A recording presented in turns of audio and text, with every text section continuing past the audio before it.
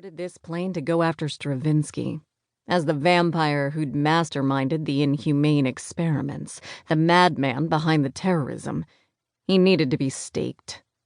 But 2 weeks ago, I wouldn't have been boarding this plane alone. Calvin would have been with me. Now I was bonded to Rachel, whether she realized it or not.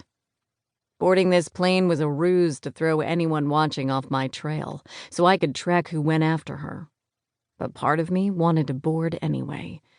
The desire to kill Stravinsky was almost as strong as the bond I had with Rachel, even if she didn't know it yet. However, my allegiance had changed, as hard as that was to accept. I tugged the long gloves further up my arms, pulled my cowl over my head, and stepped out of the airport and onto the street.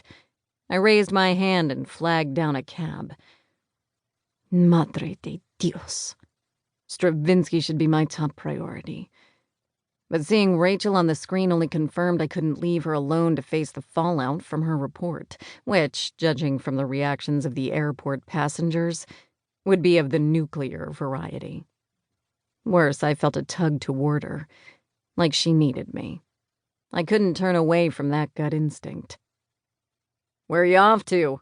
the cabbie asked. "The Warner News Station," I said, keeping my voice low and soothing. He nodded, a smile on his generous lips. "You see the report on vampires?" I blinked several times as I tugged the cowl closer around my head. That was fast. If word was already out on the street. "How did you hear about it?" "Twitter is a wonderful thing. You know, I check everything that's #vampire. I've been hoping something like this would come up." His green eyes swept up to the rearview mirror. "What do you think? You believe in the boogeyman?" He spoke flippantly as he steered the cab into traffic. I sat up so I could see his name badge on the dash. "Ivan?" "Yep, that's me. Shitty name if you don't mind me saying so, but my mother's favorite uncle died young, and, well, you get the picture." He smiled, and white teeth blinked back at me. "Russian, isn't it?" I softened my words even more, a niggling suspicion at the back of my neck. He nodded several times as he steered us through traffic. "Yeah. You good with nationalities?" I dropped my voice further yet, a whisper of a whisper. "Yes. And where do you think I'm from, Ivan?" His grin never faltered. "Well, it's hard to say with that dark hoodie on, but your voice has a bit of an accent. Maybe Italy?" Close. I barely breathed the word out. What kind of game was he playing? Or was I being too fucking jaded yet again? I leaned back in my seat but kept my hands at the top of my boots, where my silver stakes resided. They would work on supernaturals other than vampires, including what I suspected was Ivan's particular flavor of monster.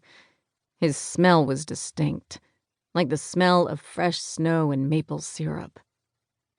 We made it to the TV station without incident. Perhaps it should have told me something, that when a simple car ride was quiet, I got nervous. I pushed the money through the slot in the plastic barrier, making sure my fingers brushed his.